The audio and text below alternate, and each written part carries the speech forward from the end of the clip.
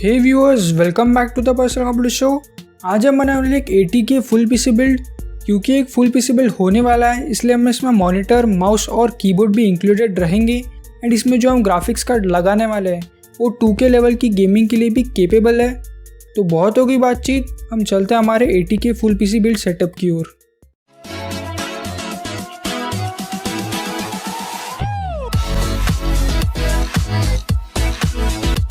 हमारा first component है processor, और प्रोसेसर हमने चूज़ किया है इंटेल कोर i5 10400F। इस प्रोसेसर में हमें 12 MB कैश मेमोरी और 4.30 GHz की टर्बो फ्रीक्वेंसी देखने के लिए मिलती है।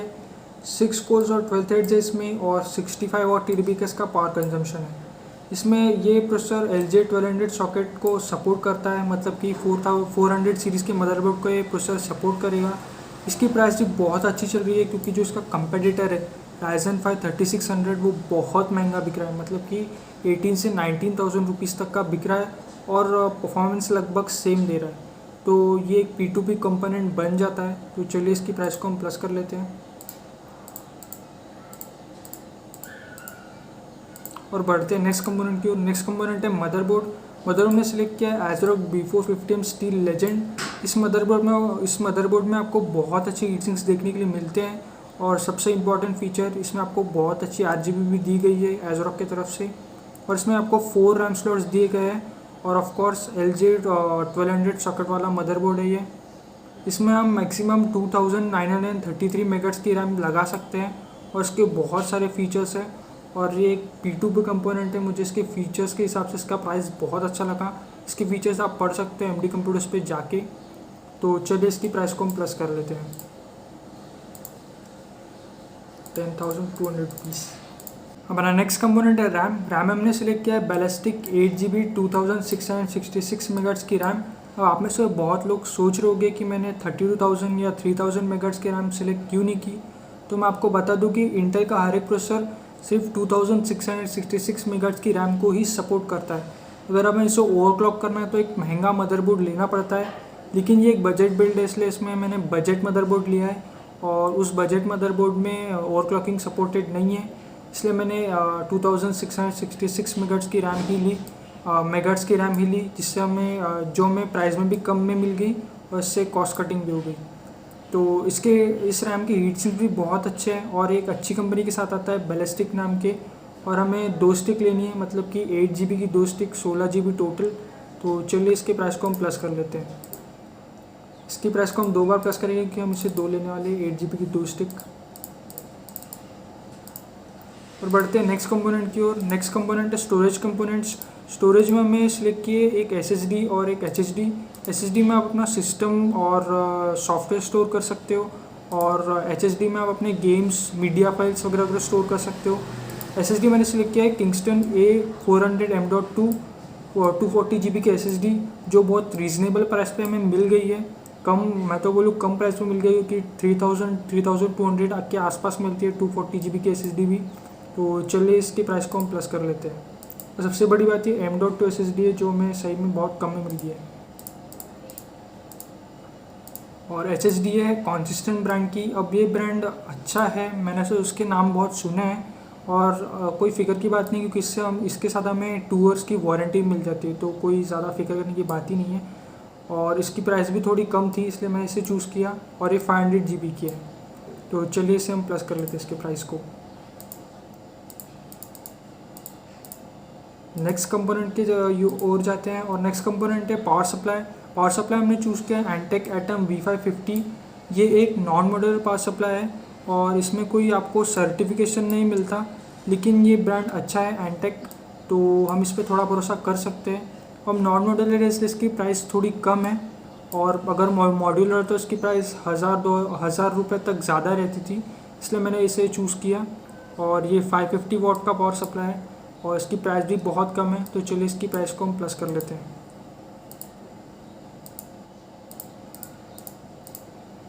नेक्स्ट है कैबिनेट में हमने सिलेक्ट किया है चिपट्रॉनिक स्वाइपर RGB। इस कैबिनेट को सिलेक्ट करने की सबसे बड़ी वजह इसका बेहतरीन एयर फ्लो, जो कि क्रिएट हुआ है 4 ARGB फैंस की वजह से, 3 फ्रंट और 1 रियर में। इसमें आपको PSU शाउट और टेम्पर्ड ग्लास पैनल भी दिया जाता है। इसकी क्वालिटी बहुत अच्छी है। मैंने खुद इसे फील और टच तो नहीं किया है, तो इसके जो रिव्यूज़ पढ़े उसमें लोगों ने कहा कि इसकी क्वालिटी अच्छी है प्राइस के हिसाब से। इसकी RGB आप मदरबोर्ड के थ्रू भी कंट्रोल कर सकते हो अगर आपके मदरबोर्ड में एक RGB हेडर हो, और लकीली हमने जो मदरबोर्ड सिलेक्ट किया उसमें एक RGB हेडर है, तो आपको टेंशन लेने की ज़रूरत नहीं है। लेकिन अगर आपको मदरबोर्ड के थ्रू कंट्रोल नहीं करना है तो उसमें आपको एक रिमोट भी दिया जाता है जो कि कुछ हद तक आपको RGB कंट्रोल करवा देगा, लेकिन ज़्यादा अच्छी RGB आप मदरबोर्ड के थ्रू ही कंट्रोल कर सकते हो। इसकी प्राइस भी बहुत अच्छी है इसके फीचर्स के हिसाब से, और मैं इस कैबिनेट को बहुत रिकमेंड करता हूँ, आप इसे ज़रूर से चेकआउट कीजिए। तो चलिए इसकी प्राइस प्लस कर लेते हैं 4460। बढ़ते हैं नेक्स्ट कंपोनेंट की ओर। नेक्स्ट कंपोनेंट है ग्राफिक्स कार्ड। अब ग्राफिक्स कार्ड में चूज़ किया एक फ्यूचर में लॉन्च होना ग्राफिक्स कार्ड जो कि है 3050 Ti। इसकी प्राइस रहेगी लगभग 20 से 22,000 के आसपास, क्योंकि लोग कह रहे हैं कि इसकी 18,000 के आसपास रहेगी, लेकिन मुझे ऐसा लगता है कि इसकी 18,000 के आसपास नहीं रहेगी, 22,000 तक के आसपास रहेगी, क्योंकि इंडिया में आते आते प्राइस भी बढ़ जाती है और ब्लैक मार्केटिंग भी होती है। और 3050 भी आपको जो लोग बोल रहे हैं 13 से 14,000 तक आएगी, हो ही नहीं सकता। आप 18 से 19,000 तक उसे मान के चलिए, और इसे 22,000 तक। इसमें हमें 3584 क्यूडा कोर्स और 6 GB की VRAM भी मिलती है, और इसकी परफॉर्मेंस लगभग रहेगी 2060 सुपर और 2070 के आसपास। तो हाँ, जो प्राइस के हिसाब से आ रहा है तभी भी ये बहुत अच्छा ग्राफिक्स कार्ड रहेगा। तो चलिए इसकी प्राइस को हम प्लस कर लेते हैं जो कि 22,000 रुपीज़।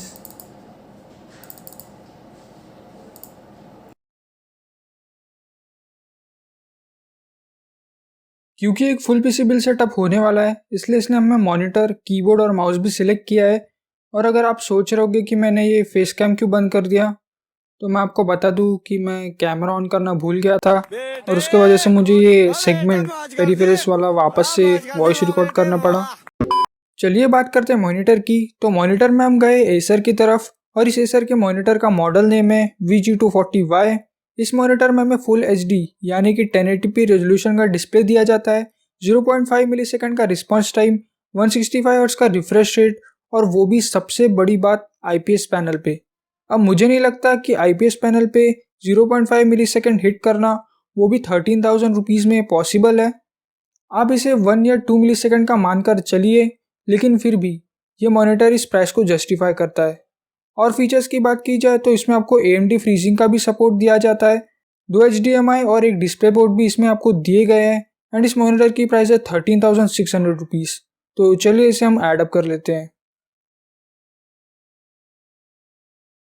कीबोर्ड में हमने चूज़ किया है कॉस्मिक बाइट CBGK13।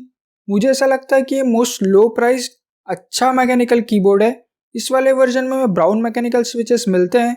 इसका एक लोअर वर्जन भी है जो ब्लू मैकेनिकल स्विचेस के साथ आता है, बट मैं आपको रिकमेंड करूंगा कि आप ब्राउन मैकेनिकल स्विचेस के साथ जाइए। बाकी बात की जाए इसकी बिल्ड क्वालिटी की, तो बिल्ड क्वालिटी ठीक ठाक है प्राइस के हिसाब से। ये जो आपको पर लाइन में अलग अलग RGB कलर दिख रहे हैं, ये ऐसे ही रहेंगे, मतलब पर लाइन में जो RGB कलर सेट है उसको आप चेंज नहीं कर सकते, वो वही कलर कांस्टेंट रहेंगे। इस कीबोर्ड की प्राइस है 2280 रुपीज़। इसे हम ऐड अप कर लेते हैं लिस्ट में। माउस में हमने सेलेक्ट किया है कॉस्मिक बाइट 0G।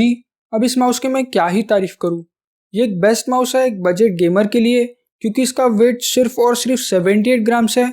इसमें आपको हनीकॉम मैश टाइप का डिज़ाइन दिया जाता है, और सबसे बड़ी बात, इसमें जो आपको सेंसर मिलता है वो इस प्राइस में मिलना बहुत ज़्यादा मुश्किल है, पिक्सार 3327 सेंसर।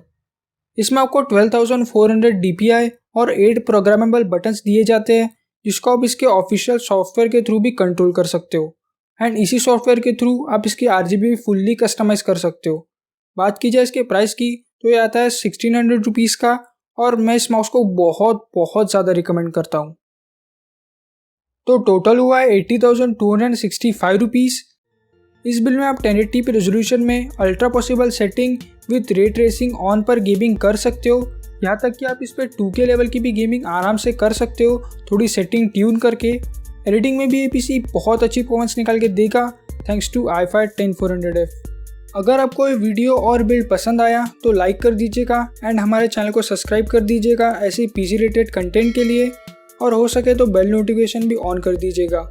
अगर आपको इनमें से कोई भी कंपोनेंट बाय करना हो तो नीचे लिंक दी हुई है, आप उससे बाय कर सकते हो। ऑफ कोर्स ये एफिलिएटेड लिंक्स है, अगर आप इससे बाय करोगे तो चैनल को थोड़ा सपोर्ट भी मिल जाएगा। फिर मिलते हैं अगले वीडियो में, तब तक के लिए टाटा बाय बाय।